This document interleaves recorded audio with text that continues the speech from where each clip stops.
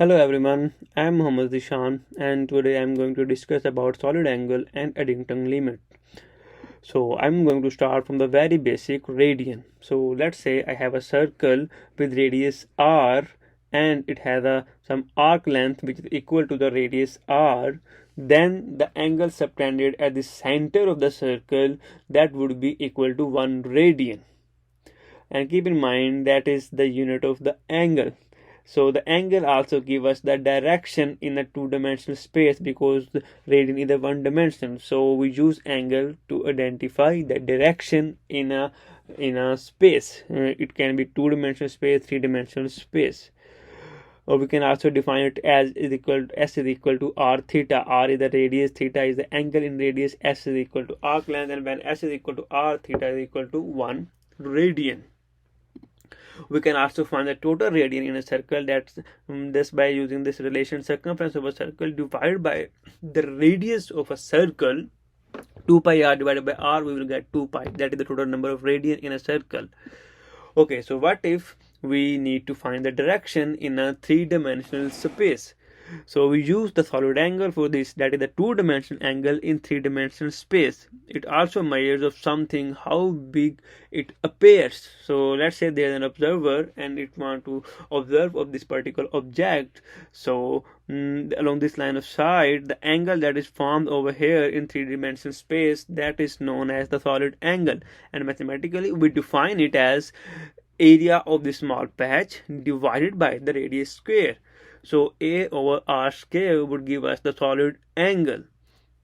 Okay, and what is the steradian over here? Steradian is the unit to measure the solid angle, and by definition it's same as the radian, but in the three-dimensional space, when the area of this patch is equal to r square, then the angle subtended at the center of the sphere would be equal to 1 steradian. Like if a is equal to r square, then the solid angle would be equal to 1 steradian. And the total number of steradian, same, just divide the surface area of a sphere divided by the square of the radius. So 4 pi r square divided by r square, we will get the 4 pi total number of steradian.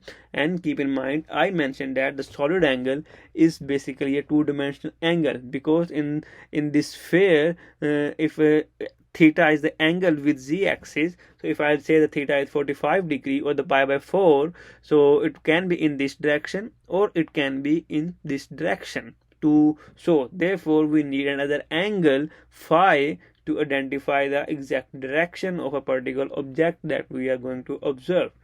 So that's why solid angle is the two-dimensional angle. Theta and phi is the two dimensions of the solid angle to identify the exact direction within the sphere. Okay, so now integration over a solid angle. So when we integrate over a solid angle, so there are two quantities, theta and the phi. So that is a double integral, that is basically surface integral. So we need to find the area of this particular surface first. So there is the observer and there is a small patch on a surface of the sphere. So we need to find the AB and BC. So BC, that is we can use this triangle O, B and C. There is that angle d theta, there is the r radius. So BC would be equal to r d theta. And we need to find the AB. So we will use two triangles, first BD and O, to get the value for BD, that is r sine theta, and next we will use this triangle AB and D to get the value of this AB, that is equal to r sine theta d phi. So keep in mind the value of d phi is decreasing as we goes up, and at this point this will be equal to 0. So it depends, because if there is an angle there, if we have an angle 90 degree over here, so sine 90 would give us the 1, so we will get the maximum area. So over here sine 0 would give us the minimum area. So that's why we need to introduce the sine theta over here to accommodate this increasing and decreasing behavior of the patch on the surface of the sphere. So we just plug in the values in this formula, dA over r square. So the solid angle would be equal to r sine theta d phi r d theta over r square. R value will be cancelled out, and we will just left with this theta and phi. So solid angle is equal to sine theta d phi. So whenever we need to integrate over solid angle, we will use this quantity, and the limits would be as follows. Let's say we want to integrate over the whole sphere for the total solid angle. So the limits would be 0 to pi for the theta, for this theta 0 to pi, and for phi 0 to 2 pi. So and after integration we will get the 4 pi, and that is the answer for the hemisphere. We just reduce the limit from for the theta from 0 to pi by 2 to get the integration over the hemisphere. Okay, so that is how we integrate. We can integrate any quantity over the solid angles. Okay, now the moments. So the moment is basically the product of a distance and a physical quantity. It can be, it's not necessary, it can be distance, it can be a position, it can be angle and angular position, and any other physical quantity, and the product of these two things will give us the moment. Okay, it depends on the physical quantity, like how we are measuring it. We are measuring it along the angle or along the position or along the distance.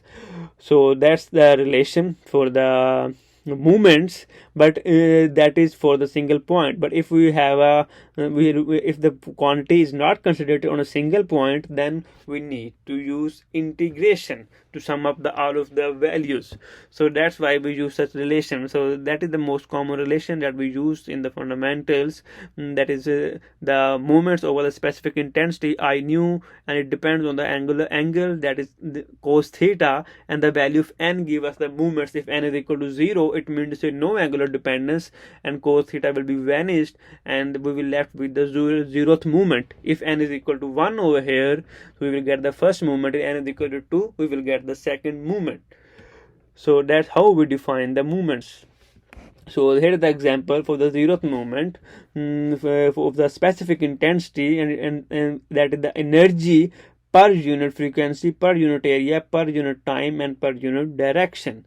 So that is the integration of the specific intensity over the solid angle divided by 4 pi. So that gives us the mean intensity, because we are averaging over the whole sphere, so it does not depends on the angle. So cos theta to the power 0, so there isn't any angle dependence, so that is the zeroth movement. Same with the energy density.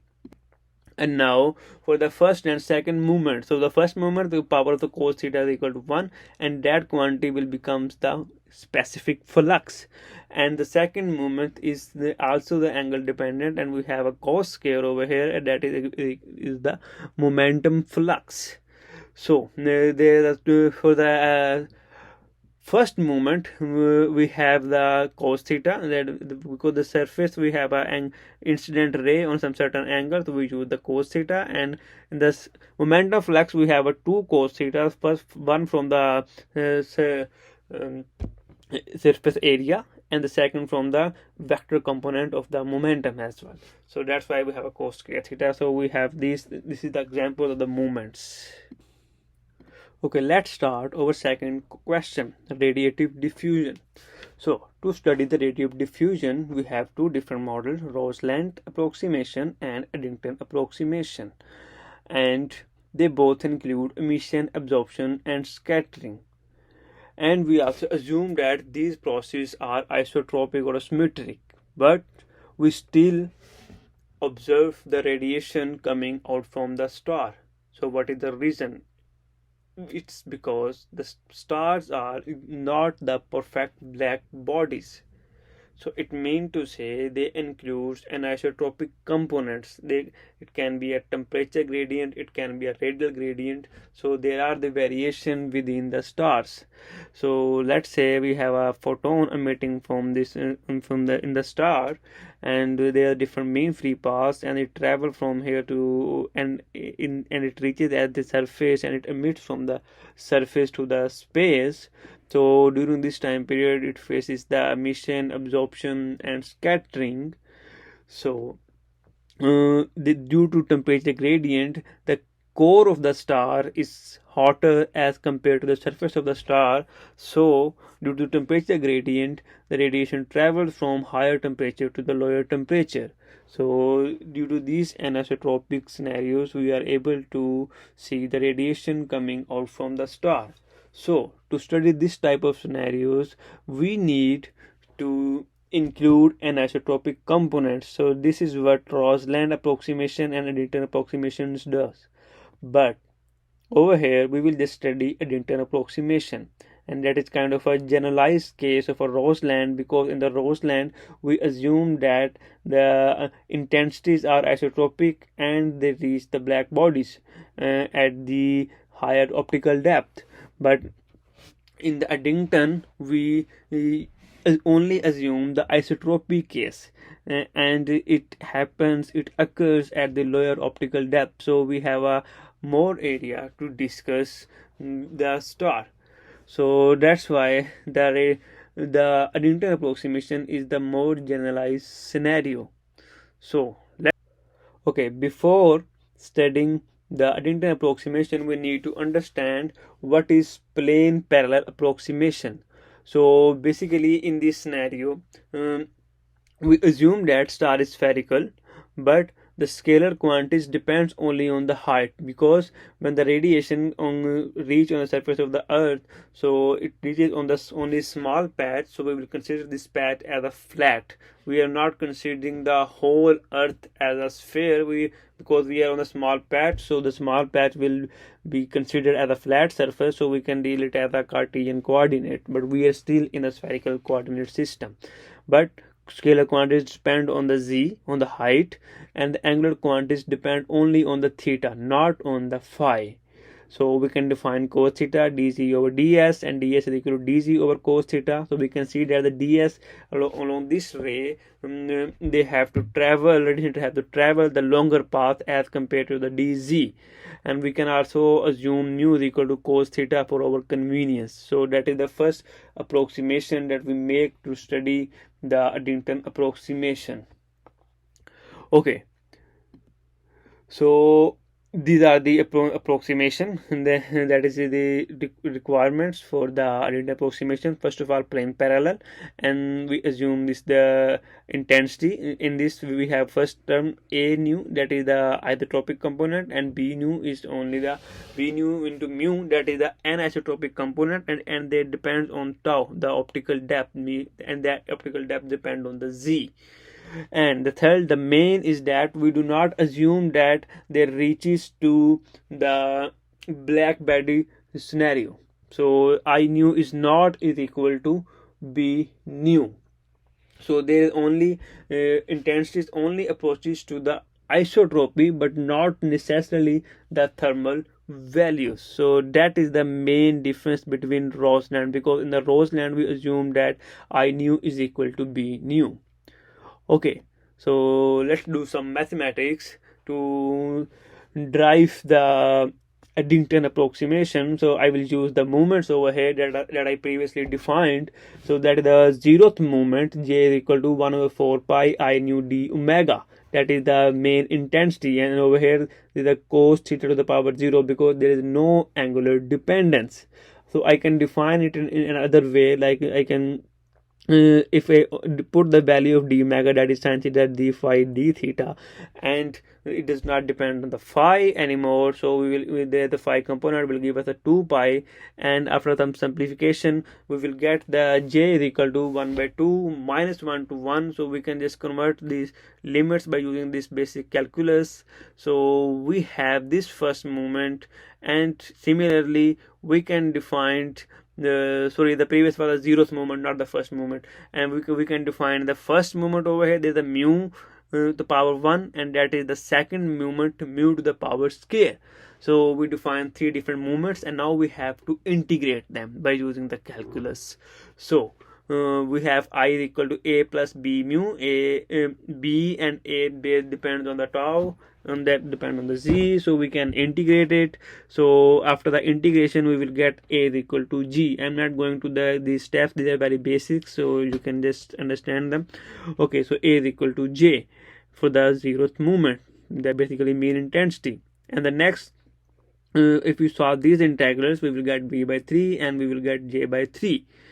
And by comparing the zeroth movement and the second movement, we will get k is equal to j by 3. So k is the momentum flux and j is the mean intensity. So the Eddington approximation tells us that the momentum flux is equal to 1/3 of the mean intensity within the deep interior of the star.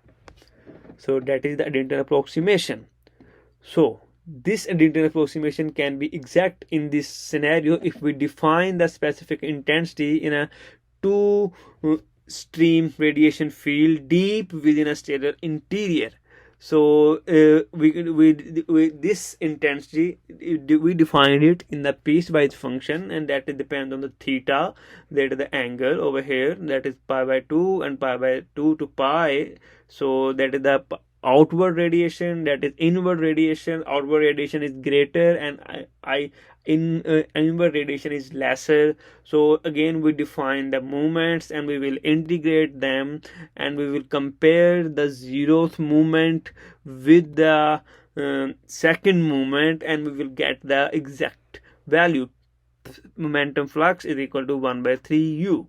So yes, this is for the two main approximation. For the two way stream, we have a exact relation between momentum flux and the energy density. So that is the all about. Thank you very much.